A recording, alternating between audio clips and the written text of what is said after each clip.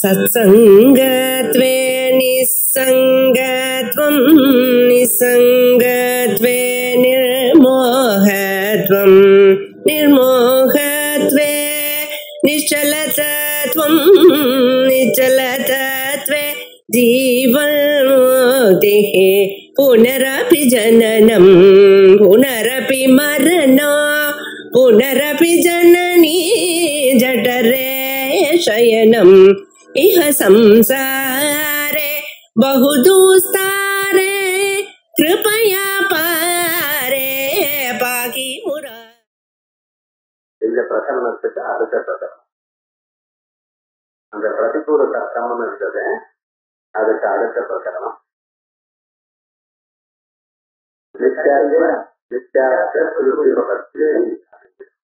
இந்த புத்தகத்துல 507வது பக்கம் வித்யாத்வ ஸ்ருதி உபபத்தி அப்படி. இது வரைக்கும் விமதம் நித்யா திருஷ்யத்வா என்று பிரயோகம் பண்ணதான பிரபஞ்ச நித்யாத்வ அனுமானத்துல அநேக தோஷங்கள் சொல்லிட்டு வந்த அதுல வியாப்திங்கிற ஒரு அம்சத்துல தோஷம் பிரதிகூல சொன்னா அதுக்கு பிரதிகூல தர்க்கம். ஒரு 8 பிரதிகூல தர்க்கங்கள் சொன்ன அவர்களுக்கெல்லாம் சமாதானம் சொல்லி இந்த வியாப்தி சரியாகட்டாங்க. ஆகையால் திருஷ்யத்துவ ஹேதுனால வித்தியாசம் சாதிக்கிறார். பிரபஞ்சம் திருஷ்யமா இருக்கிறதுனால நிச்சயாக அப்படின்னு தீர்மானம். ஏகது அனுமானமும் ஏகமேவாத்மீயம் இத்தியாதி ஸ்ருதிரபி அனுகிரகணாதி. இந்த அனுமானத்துல என்ன சொல்லிருக்கோ அதேதான் ஏகமேவாத்மீயம் எனக்கூடியதான ஸ்ருதியும் சொல்றோம். அந்த ரெண்டுக்கும் ஒரே தாற்பயம். இந்த அனுமானம் என்ன சொல்றது? பிரபஞ்சம் நித்தியாது. அந்த ஸ்ருதி என்ன சொல்றது? அது ஏதான் சொல்றது. இந்த அனுமானத்துக்கு உபோத்பலகமாக ஏகமேவாத்மீயம் எனக்கூடியதான ஸ்ருதியும் உண்டு. ஏகமேவாத்மீயம் எனக்கூடியதான ஸ்ருதி பிரபஞ்ச நித்தியாத்வத்தை சொல்றது அப்படின்னு நேரத்தில் சொல்லப்படும்.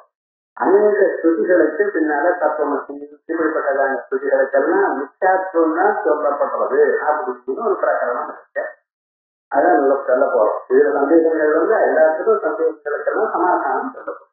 ஆகையால் ஏகது அனுமானம் இந்த அனுமானம் ஏகமேவாத்மீயம் இத்தியாதி ஸ்ருதிரபி அனுகிரகணாதி. நானோ திருஷ்யா ஸ்வஸ்வரூப ஸ்வப்ராமாண்ய ஸ்வயோக்யதாவேதே நித்யாத்வ அபோதனேன பிரத்யக்ஷாதிசித்த தத்தத்வ உபஜீவனேன ச பிரம்மேதர சகல நித்யாத்வ அபித்தி. இப்ப இதுக்கு மேல ஒரு கேள்வி கேட்க, உங்களுடைய அபிப்பிராயம் என்ன? விமதம் நித்யா திருஷ்யத்வா சித்திரூபியவத் அப்படின்னு ஒரு அனுமானம் இருக்கு. அந்த அனுமானத்தினால நீங்க என்ன சாதித்ததாக மனசுல நினைச்ச? பிரம்மத்தை தவிர எல்லா பதார்த்தங்களும் நித்யா அப்படின்னு உங்களுடைய அபிப்பிராயம். அதே போல ஏகமே அதிர்யம் அப்படின்னு சொல்லக்கூடியதான ஸ்ருதியை என்ன சொல்றது? பிரம்மம் ஒண்ணுத்தான் சத்து அப்படின்னு. அப்ப ஏன்னா அந்த ஸ்ருதிக்கு முன்னாடி வந்து சர்வேதமக்கராசி ஏகமேவ அதிர்யம் அப்படின்னு ஏகமேவ அதிர்யமா இருக்கிறது எது? அந்த சத்தான அந்த பிரம்மம் ஒண்ணுதான். மற்றதெல்லாம் என்னாச்சு? சத்தினம் வித்யாபுத்தம் அப்படின்னு. உங்களுடைய அபிப்பிராயமும் இந்த அனுமானத்துல உலகம் முழுக்க உலகத்துல எது இது ரைட்டு அது பொய் அது உண்மை இது பாதி உண்மை இப்படியெல்லாம் நீங்க சொல்லவே இல்லை. பிரம்ம தவிர எந்தெந்த பதார்த்தம் இருந்தோ சர்வமும் மிச்ச. இப்ப சொன்னது வந்து 2 பதார்த்தங்களுக்கு நடுவில் ஒரு சம்பந்தமும் மிச்ச. பிரம்மத்துக்கு தவிர இது அதை விட வேற இல்லையா? எல்லாம் மிச்சதான் அப்படின்னு உங்களுடைய அபிப்பிராயம். ஆனா அந்த அபிப்பிராயம் கரெக்ட் சார். கொஞ்சம் யோசனை பண்ணிட்டா கரெக்ட். ஏன்னா ஏன் கிடைக்கல அப்படின்னா ஸ்வஸ்வரூப ஸ்வப்ராமாண்ய ஸ்வயோக்யதாவேதே நித்யாத்வ அபோதனேன. இதன் அனுமானம் நாம் நிச்சை என்று சொல்லிக்கிறோம். அந்த அனுமான ஸ்வரூபம் நிச்சயாச்சம். இந்த அனுமானத்தால் பிரபஞ்சத்துக்கு நிச்சயாத்தம் செய்து கொடுத்தாரு. ஆனா இந்த அனுமானம் நிச்சயம் இந்த அனுமானத்தால் தெரிஞ்சது. நான் நிச்சயம் தெரிஞ்சுதான். உலகத்துக்கெல்லாம் நிச்சயத்துவம் சொல்லணும் என்று கருதி தாங்கள் எந்த ஒரு அனுமானத்தை பிரயோகம் பண்ணினீங்களோ அந்த அனுமானம் அதுவும் பிரபஞ்சத்துக்குள்ள இருக்கு. ஆனா அதுக்கு நிச்சயத்துவம் வரலையே. இப்ப பிரபஞ்சம் முழுக்க நிச்சயத்துவம் வந்து நிச்சயா அப்படின்னு சொல்றீங்க, அது இருக்கு. பிரபஞ்சத்துக்குள்ள இருக்கக்கூடியதான இந்த அனுமானம்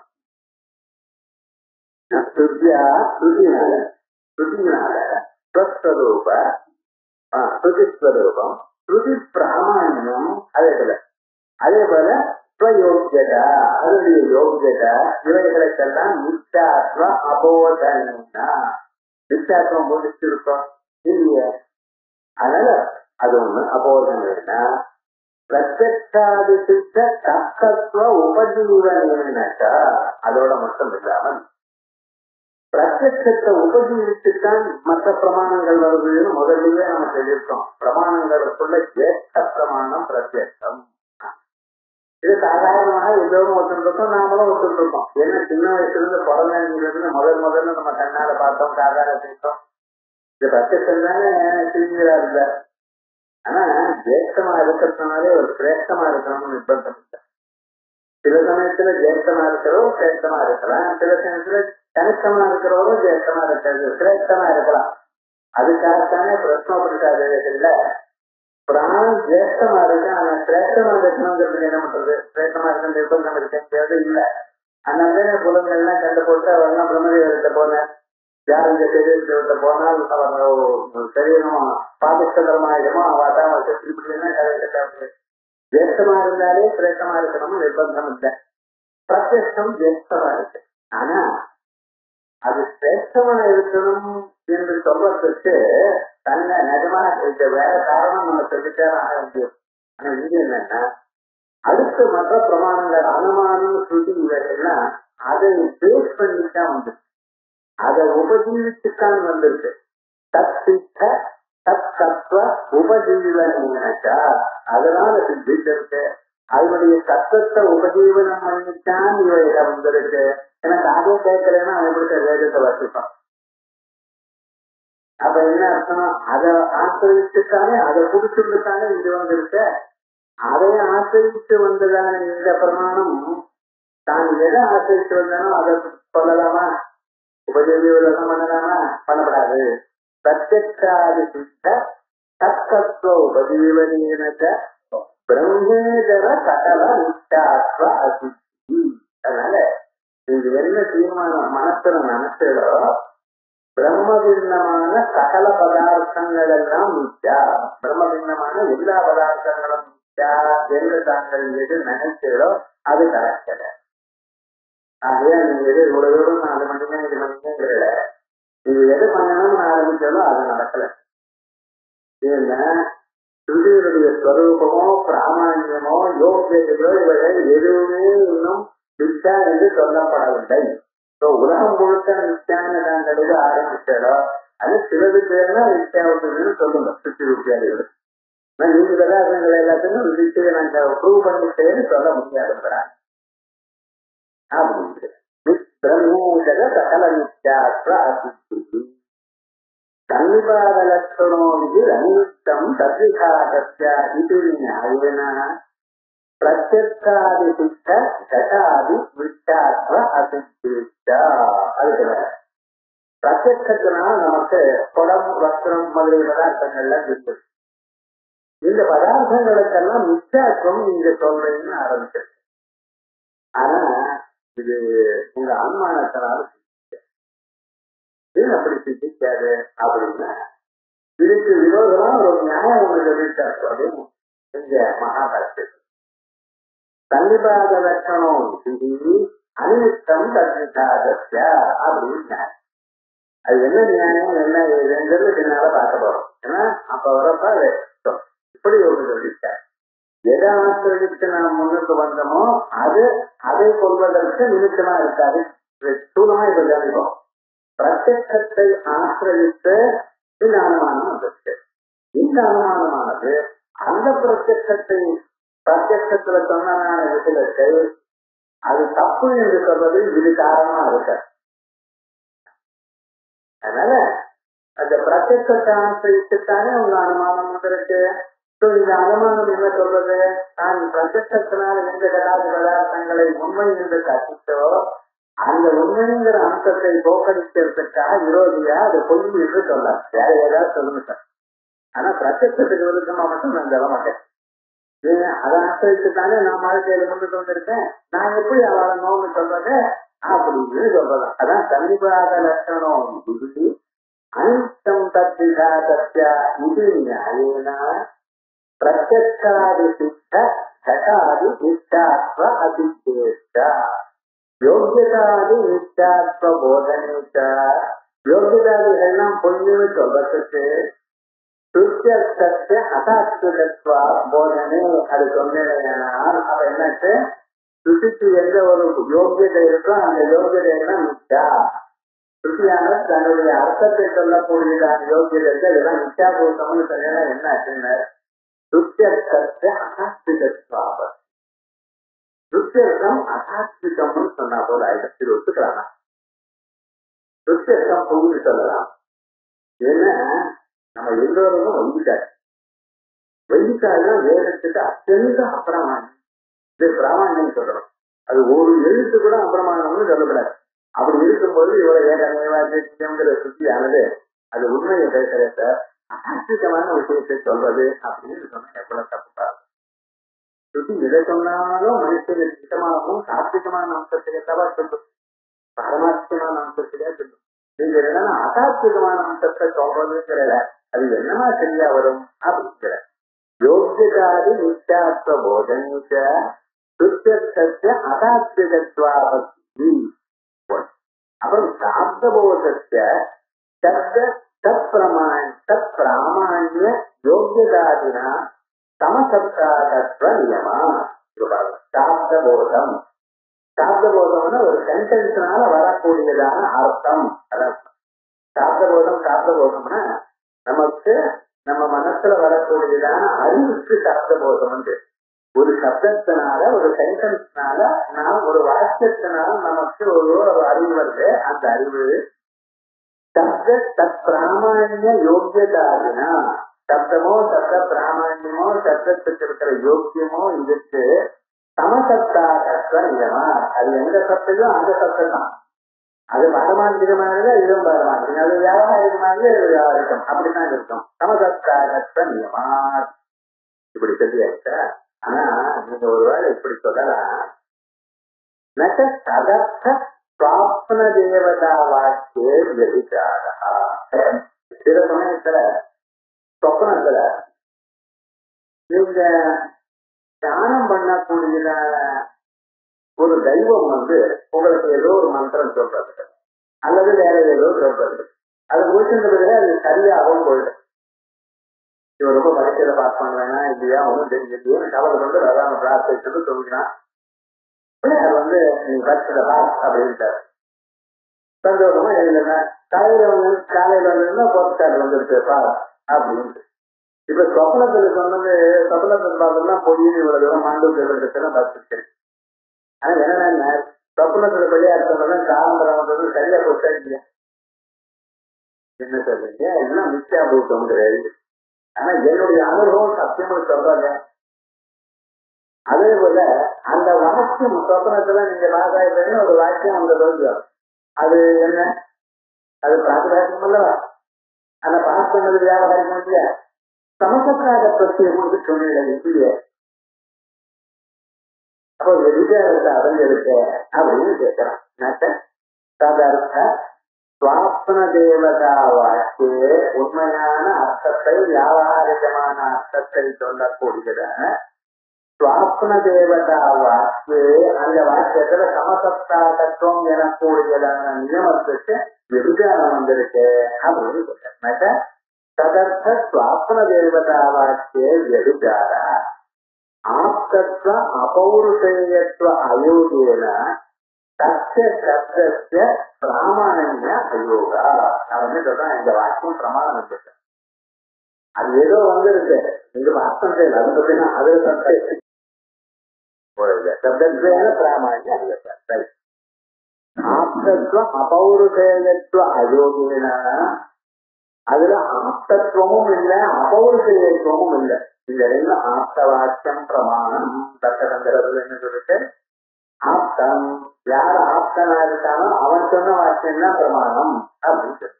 இந்த வாக்கியம் பிரமாணமா இருக்கிறது ஏன்னா அப்ப என்ன இருக்கணும் அப்படின்னா அதை உச்சாரணம் பண்ணணும், ஆப்தனா இருக்கணும். அதோட மட்டும் இல்ல, இல்ல அபௌருஷயமா இருக்கலாம். வேதங்கள்ல உச்சாரணம் எப்படி வேதங்களுக்கு பிராமணியம் அபௌருஷம். அதான் ஆப்தனால சொல்லப்பட்டது. அதுக்கு அர்த்தத்துக்கு அர்த்தம் அவன் ஆப்தனால சொல்லப்பட்டிருக்கணும்.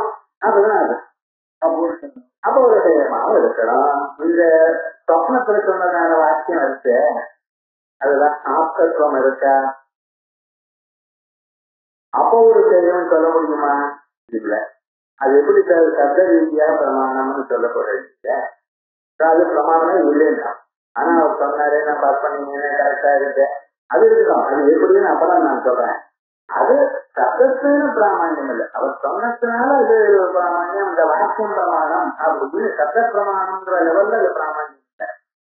ஆனா அது எப்படி சார் நிஜமா ஆயிடுச்சுங்க? அதுவா இது உபஸ்ருதிவது சாதிருஷ சப்த ஞானம் லிங்கத்துவ பிரமாணம். ஆனா அது பிரமாணமா தானே இருக்கு, உண்மைதானே ஆச்சு. அவர் சொன்னதுல எனக்கும் தெரிஞ்சது, அது கரெக்டா தான் ஆயிடுச்சு. அது எப்படி பிரமாணம்? இப்படி பிரமாணம் இல்லையா? உபஸ்ருதியா பிரமாணம். இது உபஸ்ருதிவது சாதிருஷ சப்த ஞானம் லிங்கத்துவ பிரமாணம். அது ஒரு அடையாளம், ஒரு சூச்சகம், அவ்வளவுதான். இது சொப்னத்துல நடக்கக்கூடிய விஷயங்கள்லாம் சூச்சகம்னு சூத்திரக்காக அப்படின்னு சூச்சகம் அப்படின்னு சுப சூச்சகம். இப்ப நம்ம சாதாரணமா நம்ம பேர் வெளியில போறப்பெல்லாம் இந்த சப்பனம்னு பார்க்கறது வழக்கம் உண்டு. கிளாஸுக்கு வரப்போ எதிர்க்க போ நமக்கு என்ன ஒரு விழா வரவேற்கிறது இல்லைன்னா இருக்கலாம். சாதாரணமா சிவைகள்லாம் வந்த சுபம் இல்லை, சிவது வந்தா நல்லது அப்படின்னு சொல்லிட்ட. ராமாயணாதி கிரந்தங்கள்லாம் இந்த சுபசூச்சனங்களை பத்தி நிறைய இருக்கட்டும். இந்த சூச்சனம்னு நமக்கு ககுணம்னு சொல்ற பார்த்தல, இதே மாதிரியே அந்த ரீதியில இது பிரமாணம்னு சொல்லுங்களேன் தவிர, நாளைக்கு வரக்கூடியதான பதார்த்தத்தை இப்படி உங்களுக்கு சூச்சனம் பண்ணியிருக்கேன் அவ்வளவே ஒழிய இது நிஜமான சப்த பிரமாணம் என்கிறது நீங்க ஒத்துக்கொள்ள முடியாது அப்படிங்கிற. அதுக்குதான் ஒரு திருஷ்டாந்தம் கொடுத்துக்கிற. இது என்ன? உபஸ்ருதி வந்து சப்த ஞானம். உபஸ்ருதி போல். உபஸ்ருதினா என்ன? இப்ப நாம ஏதோ கவலைப்பட்டு இருக்கோம், இது ஆகுமா அது ஆகுமா, அது ஏதோ ஒரு ப்ராப்ளம், இப்படி ஆகுமா அப்படி ஆகுமா, என்ன இது தெரியல, கவலைப்பட்டு என்ன அந்த கான்செப்ட் டயலாமா. இப்படியும் நடக்கலாம் அப்படியும் நடக்கலாம், இப்படியும் ஆகலாம் அப்படியும் ஆகலாம், நமக்கு இப்படி நடந்தாதான் தேவையில்லை, இப்படின்னு காரியம் செஞ்சுக்குமா செஞ்சுக்காதான கவலைப்பட்டு இருக்கு. அது போல இருக்கும்பொழுது பக்கத்தாத்துல யாரோ ஒருத்தர் பேசிட்டு இருக்காரு. அவ பேசுறது நமக்காக வேண்டியதில்லை, நம்ம அதை கவனிச்சும் போறது இல்லை. இருந்தா ஒரே இருந்து எல்லாம் நல்லா நடந்துருக்கோம் அப்படின்னு. இதுக்கும் உங்களுக்கும் சம்பந்தமே கிடையாது.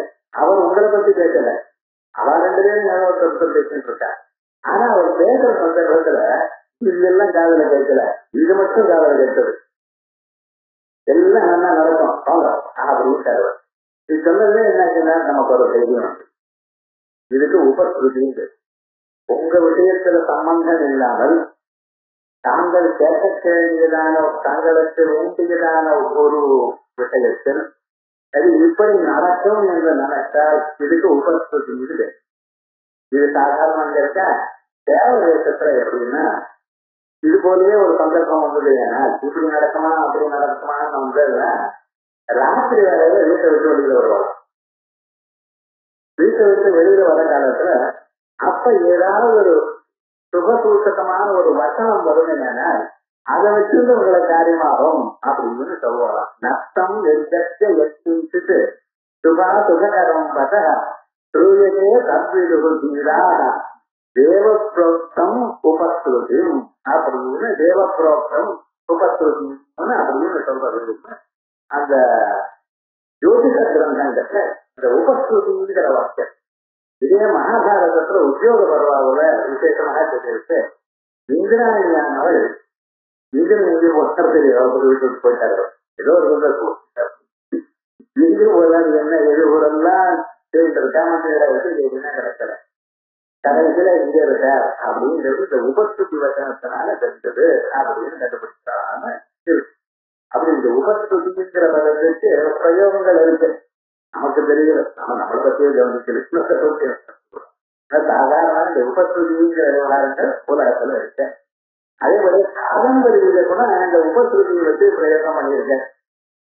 பரிஜனோடு அத்தியாக சததம் உபஸ்ருத்தியா நிச்சயமா அப்படின்னு பிரயோகம் காதம்பரியும் இருக்கு. இந்த உபஸ்ருதிங்கிறது அது சாதாரணமான எல்லாரும் ஒத்துனது வாழ்க்கையில் அப்பதான் நடக்கப்படுகிறாங்க. ஆனா அத்வைத்தியில வந்ததான் புரிய மாட்டேங்குது.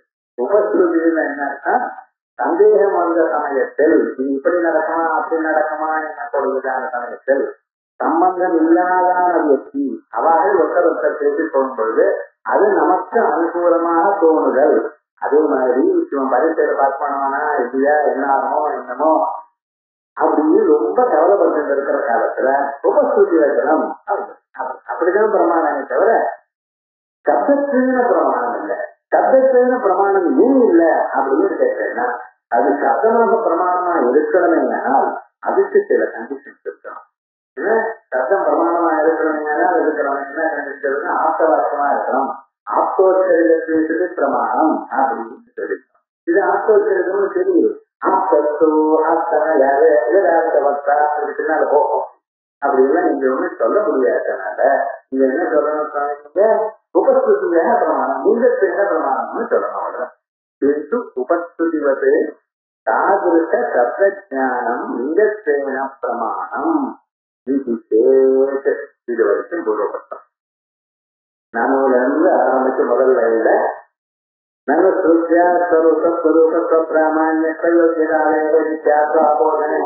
ஆரம்பிச்சு லிங்கத்தேன பிரமாணம் நான் இப்ப சித்தாந்தம் சொல்ல போறேன். நிர்தோஷ சப்தத்தேன சத்திய சப்தவிதைவ பிராமாணிய சம்பவா. முதல்ல அந்த மற்ற முன்னாள் சொன்னதுலாம் அப்படி இருக்குது. இப்ப என்ன சொல்ற, இந்த வாக்கியத்துக்கு நிர்தோஷ சப்தத்தேன அது தோஷம் இல்லை, தோஷம் இல்லாததுனால அது சப்தவிதைவ பிராமாணிய சம்பவா. உபஸ்ருத்தியா பிராமாணியம்னு சொல்லாதீங்க, தோஷம் இல்லை பிரமாணம். அப்பிரமாணமா இருக்கணும்னா தோஷம் இருந்தா அது அப்பிரமாணம் ஆயிடும், தோஷம் இல்லைன்னா சொதா பிராமணியம். அதனால தோஷம் இல்லாதனால இது பிராமணியம். நிர்தோஷ சப்தத்தேனா நிர்துஷ்டமாக இருக்கிற சப்தமா இருக்கிறதுனால தத்து சப்த விசைவ பிராமணிய சம்பவா. ஆப்தத்வ அபௌருஷேயத்வயோகோ தோஷாபாவையேவ உபச்சய. ஒரு சப்தம் நம்ம கேட்டோம், ஒரு வாக்கியம் கேட்டோம், அந்த வாக்கியம் தோஷம் இல்லைன்னு நமக்கு தெரியணும். அந்த வாக்கியத்துல சொன்ன வாக்கியத்துல தோஷம் இல்லை, அதனாலதான் அந்த வாக்கியத்துல சொல்லலான விஷயம் நமக்கு பிரமாணம்னு சொல்லணும்னா அது தோஷம் இல்லைங்கிற ஒரு ஆக்சஸ் நமக்கு எப்படி தெரியும், எதனால தெரியும் அப்படின்னா அது ஆப்தோச்சரிதமா இருக்கா அப்ப தோஷம். ஆப்தனா இருக்கிறவன் நமக்கு வேண்டியவனா இருக்கிறவன் நமக்கு நல்லதான் சொல்லுவான், நமக்கு பிசத்தான் சொல்லுவான். அதே போல வேதமும் அபௌருஷயம் அது நமக்கு எப்போதுமே நல்லதான் சொல்லும். அபௌருஷயமான வேத வாக்கியம்னு நம்ம அறிந்து கொள்வதோ அல்லது நமக்கு வேண்டியவர் சொன்னார் என்று சொன்னாலோ அது நமக்கு என்ன சொல்றது, அந்த வாக்கியத்துல தோஷம் ஒன்றும் இல்லை, தோஷம் இல்லாததுனால அதுல சொல்லக்கூடியதான விஷயம் நமக்கு நல்லது உண்மை அப்படின்னு நம்ம தெரிஞ்சுக்கிறோம். ஸோ இந்த ஆப்தத்துவம் அபௌருஷயத்துவங்கிறதெல்லாம் நமக்கு சொல்லிட்டு இருக்கோமே, இது எங்க உபயோகப்படுறது, பிராமணியத்தை கொடுக்கறதுல சம்பாதிக்கிறது உபயோகப்படல, அது தோஷம் இல்லைங்கிற ஒரு ஆக்சத்தை சொல்றதுக்காக உபயோகப்படும். ஆப்தத்வ அபௌருஷயோகோ தோஷ அபாவேவ உபச்சயாது வியாப்தியாதி உபஸ்திதி கல்பனே கௌரவா. அதோட இல்ல வியாப்தியெல்லாம் கல்பிக்கிறதுனால கௌரவமா இருக்கு. வஸ்து கல்பிக்கிறது சொப்னத்துல ஒரு வஸ்தா நமக்கு சொன்னாருன்னு சொன்னு பார்த்தேன். சொப்னத்துல எவ்வளோ ஒரு தெய்வம் வந்து சொல்லிட்டு இருந்தாரு, அந்த தெய்வம் சொப்னத்துல நீங்க தான் கல்பிச்சிருக்கு. சாத்மிக பதார்த்தங்கள்லாம் கல்பனம். முன்னாடி நம்ம சொப்னத்துல ஒரு பதார்த்தமும் உண்மை இல்லை, உண்மையா இருந்தா எழுந்த விதம் நீங்க பார்க்கணும். சொப்னத்துல ஏதோ யானை குதிரை நகரம் சாணம் அகரதான் நகையோகான் பதே அப்படின்னு நீங்க சொப்னத்துல பார்த்த பதார்த்தங்கள்லாம் எதுவுமே கிடையாது. இல்லாத பதார்த்தங்களை தாங்களா கல்பிச்சு வச்சிருக்க. அதனால அந்த பதார்த்தங்கள் நீங்க யார பார்த்தாலோ சொப்னத்துல யார உங்களுக்கு சொன்னாரோ அவர் உங்களால கல்பிக்கப்பட்டவர் தான். அது வந்து கல்பிதத்தை தத்கத தோஷத்தை அர்த்த சம்பாதேன கல்பயிதும் அசக்யத்வார்த்த. அவரிடத்துல தோஷம் இருக்குன்னு நீங்க சொல்ல முடியாது. ஏன் சார் சொல்ல முடியலன்னு ரிசல்ட் பாசிட்டிவா இருக்க. அவர் எதை சொன்னாரோ அது காரணம் நடந்திருக்கு. அது தோஷம் இருந்ததுன்னா பொய்யானா இருக்கலாம், பொய்யா இல்லாம உண்மையா இருக்க. எப்ப பலமானது கிடைச்சிருக்கோ அப்ப என்ன சொல்லிட்டோம், அந்த வாக்கியம் பிரமாணம், அந்த வாக்கியம் சரி. அதனால அந்த சரியா இருக்கிறதுனால தோஷம் இருக்கு. எப்படி கல்பிதமா இருந்தாலும் கல்பிதமான பதார்த்தம் தோஷதுக்கமாகவும் இருந்திருக்கலாம், தோஷம் இல்லாமவும் கற்பிச்சிருக்கலாம். ஆனா இங்க வந்து பலம் கற்றதுனால நம்ம என்ன சொல்ல போறோம், அங்க தோஷம் இல்லை. வஸ்து கல்பிதத்தை சொப்னத்துல நமக்கு வந்து பேசினவர், நம்ம இடத்துல நம்மளை குறித்து பேசினவர், அவர் கல்பிதமாக இருந்த போதிலும் தற்கத தோஷத்தை அவரிடத்துல இருக்கிற தோஷமானது அர்த்த சம்பாதேன நமக்கு பிரயோஜனம் வந்து சேர்ந்ததுனால கல்பையிலும் அந்த தோஷம் இருக்கிறது கல்பிக்க முடியும். தகாக சப்த சமதாஸ்தாராது பாருங்க. இப்ப சொப்னத்துல நாங்க சொன்ன சப்தம் என்ன, பிரார்த்திச்சோம். சொப்னத்துல எல்லா விதையும் பிரார்த்திச்சுனால. ஆனா இங்க நடந்தது என்ன, வியாபாரம். இப்ப சமசத்தாக சொன்னது விருதமா போயிட்டு இல்லையா.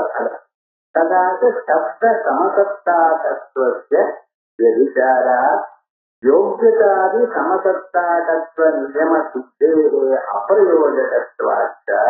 யோக்யதாதிகளும் சமசத்தாகமா இருக்கணும் எனக்கூடியதான நியமமானது பிரயோஜகம் இல்லை, அப்பிரயோஜகத்வாச்ச.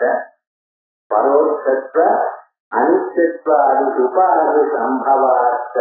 அதோட பரோட்சத்துவம் அனிச்சத்துவம் எனக்கூடியது அந்த அனுமானத்துல உபாதியானது.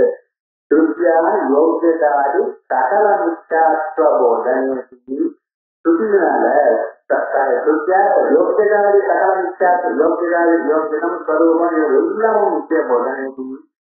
ததர்த்தன மிச்சாத்வம் சகல பிரபஞ்சம் நிச்சயான்னு சொன்னாலும் அந்த அர்த்தமானது நிச்சயம் இல்லை.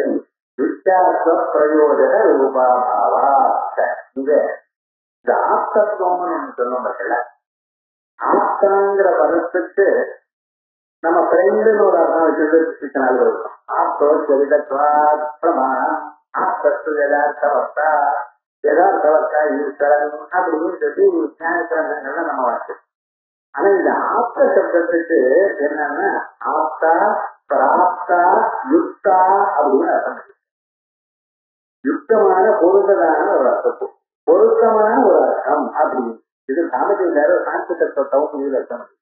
அதனால ஆப்தங்கிற பதத்துக்கு ஆப்தத்து யதார்த்தவர்த்தா சொல்லிட்டு போன பாருங்க, அதையே இருக்கணும்னு இருக்க.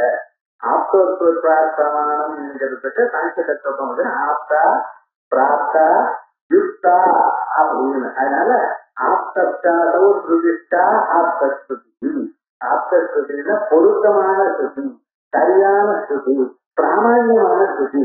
அதனால இந்த ஸ்ருதியில ஒரு விசேஷம் இருக்கணும், தெரிஞ்சுக்கணும். அதனால ஆப்தத்துவம்னு ஜெனரலா நம்ம அப்படியே அர்த்தம் பண்ணிட்டே போறோம்.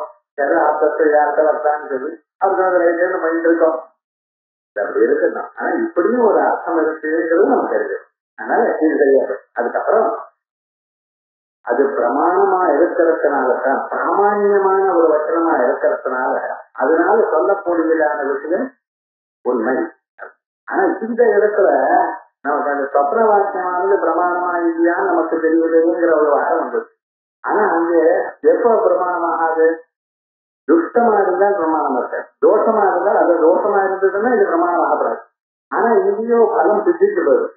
எப்ப பலம் சித்திட்டு போயிடுச்சோ அப்ப கல்பிதமான ஒருத்தர் தோஷம் இருக்கிறதுக்கு சான்ஸ். அதனால இங்கே சொன்னாங்க மகாபாஷ்யோக்தன்யாய உதாரணம் அப்படின்னு அர்த்தம். அதுக்கப்புறம் மகாபாஷ்யத்துல ஒரு சன்னிபாத லட்சணம் விதி, அனிமித்தம் தத்விகாதஸ்ய அப்படின்னு ஒரு நியாயம் இருக்குதா, அந்த நியாயத்தினால இப்படி வரும். தத்துவபோதனைக்கு ததர்த்தத்திய அனித்யாத்வம் ஸ்ருதியினால யோகியதாதி சகல பதார்த்தம் சகல மித்யாத்வம் தெரிஞ்ச போதிலும் ததர்த்தத்தை அதனுடைய அர்த்தம் மிச்ச ஆகாது. ஏன் மித்யாத்வ பிரயோஜக ரூபாவார். மித்யாத்வம் எது இருந்தா மித்யாவும் அப்படிப்பட்டதான ரூபம் அங்கு இல்லை. ஆனால் இல்லை. அதனால மகாபாஷ்யோக்த நியாய உதாரணம் அப்படி மகாபாஷ்யத்துல சொன்னதான நியாயம் ஒண்ணு சொன்னேன். இது சன்னிபாத லட்சணம் வந்து ரமித்தம் தத்விகாதஸ்யான்னு சொன்னேன். இது சாதாரணமாக நம்ம வேதாந்தத்துல உபஜீவ விரோதம் அது மாதிரி அதே இல்லை. ஏன்னா அந்த சன்னிபாதம்னா சம்பந்தம்னு ஒரு அர்த்தம் சொல்லி பண்ணிட்டு அது இருக்கட்டும்.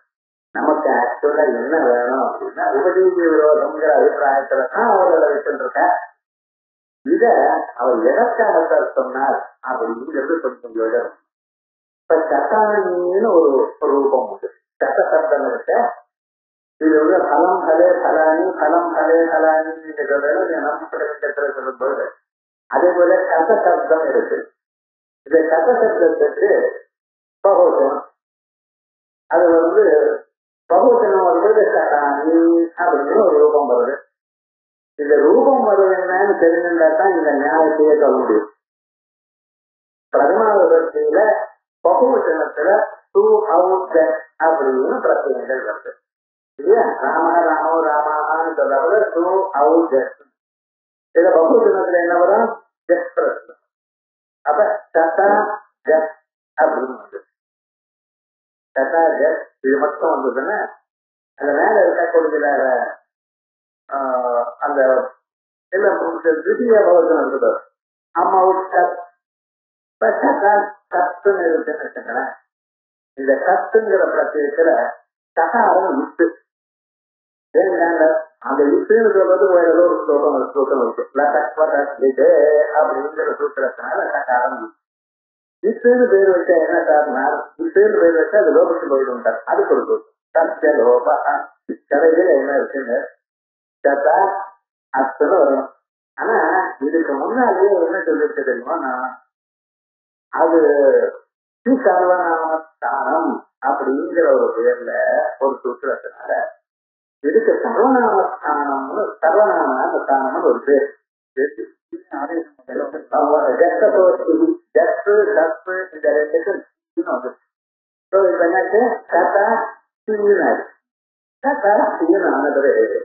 சர்வநாமஸ்தானம் அப்படின்னு அதுக்கு சர்வநாமஸ்தானம் பேரு. அப்புறம் சர்வநாமஸ்தானம் பேர் வந்த பிறகு சகாரத்துல சகாரமானது லோகிச்சு போயிடுது. அப்புறம் அதுக்கப்புறம் அப்ப கத்தா என்ன இருக்கு? இப்ப கத்தா தீ இருக்கு. தீ வந்தது, தீல சகாரம் போயிடுது. என்ன மிச்சம் இருக்கு? கத்தா தீன்னு வந்துருக்கு. இந்த சர்வநாமஸ்தானம்னு வந்தது போனதுனால நம்பகத்தை கலக்கான ஒரு சூத்திரத்தினால நும் வந்துருக்கு. நும்முன்னு அவரே நான் நுட்டு வந்திருக்கு நுட்டு வருதுன்னு சொன்னாம நும்மு வந்திருக்குன்னு சொன்னாரு. அது சொல்றதுக்கு நும்முன்னு நான் சொன்னேனால் அந்த ஈக்கு முன்னால் வரும். நுட்டுன்னு நான் சொன்னேனால் ஈக்கு பின்னால் வரும். அதுதான் ஒரு பரிபாஷன் இருக்கும். பரஹா அப்படிங்கிறதுனால நும்முன்னு நான் சொன்னதுனால அந்தியமான அத்துக்கு பின்னாடி சட்டால அந்தியமான அட்டு அதுக்கு பின்னாடி வரும். இப்ப என்னாச்சு சார்? சட்டா நும்மு. அந்த நும்முல நூதான் இருக்கும். உக்காரம் போச்சு மகாரம் போச்சு. ஏன்னா உச்சாரம் தான். அப்ப சட்டா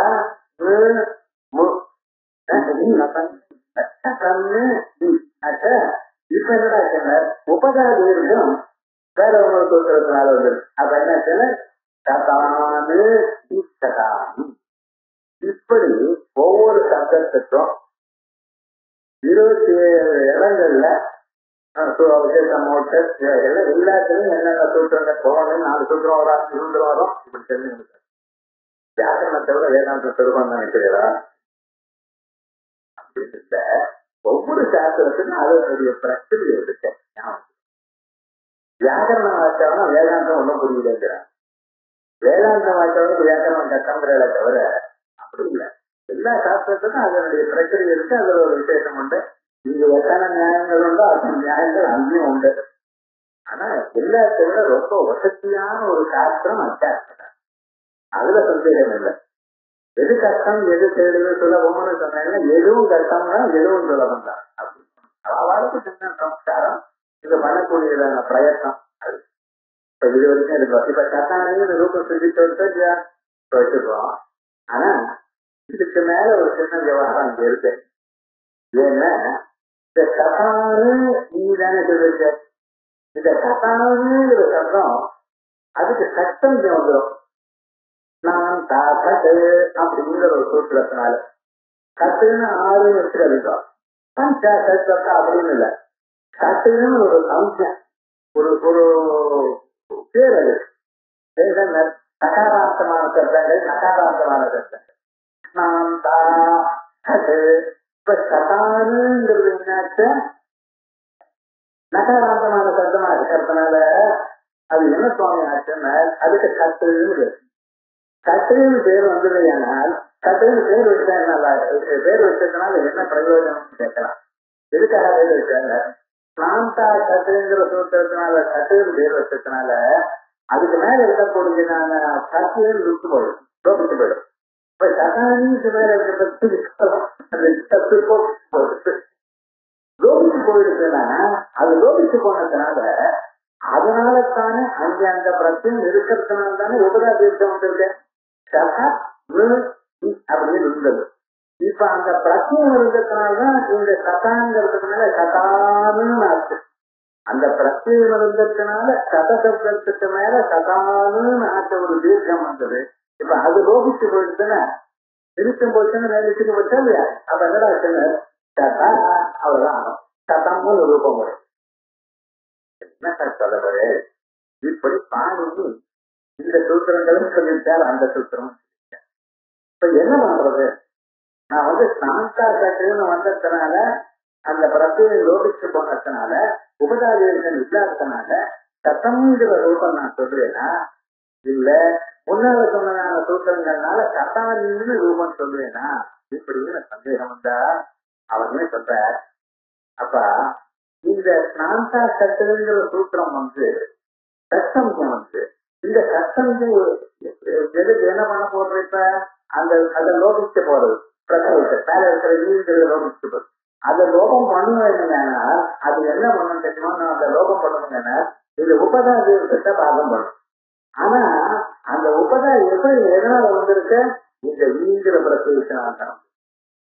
அதனால நம்ம பிறகு அப்பங்கிறது நம்மங்கிறது நம்ம பக்கத்தை கலட்டாங்கிற ஒரு சூத்திரத்தினால வந்த காரணமா அந்த ஈய வச்சுட்டு தான் வந்திருக்கு. இப்ப அந்த தான் எதனால வந்ததோ அதையே தான் சொல்றதுக்காக உபயோகப்படுமா? அதனால இந்த சூத்திரம் வராது. இந்த பின்னால இருக்கிற சூத்திரங்கள் அப்ளை ஆகாது அப்படின்னு சமீபாத லட்சணம். இது தான் எதை ஆசிரியத்து வந்ததான விதி இருக்கோ அது தத்விகாதத்திய அதை சொல்வதற்கு இது ஒரு சேதுவாக இருக்காது அப்படின்னு தீர்மானம் பண்ண. அதே மாதிரி அது அப்படி இருக்கட்டும். இதை நம்ம தெரிஞ்சுக்கணும். நமக்கு தெரியுங்கிற அபிப்பிராயத்துல அவ யூஸ் பண்ணிருக்கேன். நியாயம்ன்றதுக்காக சாதாரணமா சம்ஸ்கிருதம் வழக்கு வழக்கெல்லாம் இது தெரிஞ்சிருக்கோம். ஏன்னா சாமானிய சாஸ்திரம் முக்கியம். சாமானிய சாஸ்திரத்தில் நிச்சயமா இது ஞானம் இருக்குங்கிற அபிப்பிராயத்துல அந்த நியாயத்தை இவர் அப்ளை பண்ணிருக்கார். இதெல்லாம் சுருங்கி சொல்லியிருக்காரு. இன்னொரு சாஸ்திரம் வாசிக்கிறவா சாஸ்திராந்தரத்துல வாக்கியார்த்தம் சொல்லும் பொழுது சாஸ்திராந்தரத்துல விஷயம் வந்தா அதையும் தெரிஞ்சிருந்தா அதையும் சொல்லணும். என் சாஸ்திரம் என்ன தெரியாதுன்னு சொல்லக்கூடாது. அதே மாதிரி இந்த கிரந்தம் வாசிக்கிற காலத்துல சாஸ்திராந்தரத்தினுடைய நமக்கு தெரியுங்கிற அபிப்பிராயத்துல தெரிஞ்சேன். அதுக்கு பதில் சொல்ற மகாபாஷ்யோக்த நியாய உதாரணம்னு நான் இஷ்டம் விஷய வைஷம்யா விஷயம் வேறாயிருக்கு. ததாகி சதானி சஹஸ்ராணி வித்யத்ர சர்வகாமஸ்தான சம்யக ஸ்ரீசன்னிபாதேன விதிதோனும் சாந்தாகத இது சத்சம்யாத்வாரா தத்யோதுஷ இது ஸ்வரூப சர்வகாமஸ்தானஸ்ய பஞ்சா இத்தியாதோ லுகா நிமித்தம் நபவதி துர்நிமித்தம் நபவதி லுகா நிமித்தம் நபவதி தன்சன்னிபாதேய நைவ விதிகத்வா தத்தத்பாவன்யமேனைவ விதிகத்வா இத்யர்த்தः அலுக்கத்தைவ சர்வநாமஸ்தானஸ்ய லுங் நிமித்தத்வா நனுமதாங்கஸ்யாயிதி லுமதா லுக்தே அங்ககார்ய நிஷேதா ததாச அப்ளுத பிரத்யயத்வேன எத்திர அலுக்க பிரத்யயத்வேன எத்திர நிமித்ததா தத்ர சன்னிபாதலட்சணம் நியாயாவதாரः यत्र तु प्रत्ययलोके प्रत्ययलक्षणम् इति न्यायेन